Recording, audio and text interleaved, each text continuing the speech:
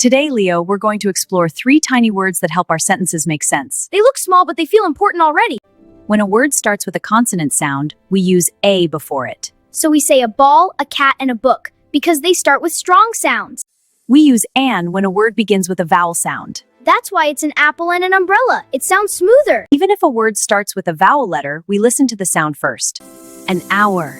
A unicorn. Together, they make a magical sentence. Wow. We use the when we're talking about one specific thing. Not just any book, but that special book right there. When we both know what we're talking about, we use the. That's why we say the sun. There's only one we mean. Sometimes we don't need an or the at all. Right, when we talk about things in general or many of them.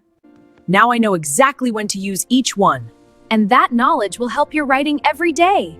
If you enjoyed learning with us, don't forget to subscribe for more fun lessons. Tap the like button and ring the bell so you never miss an adventure.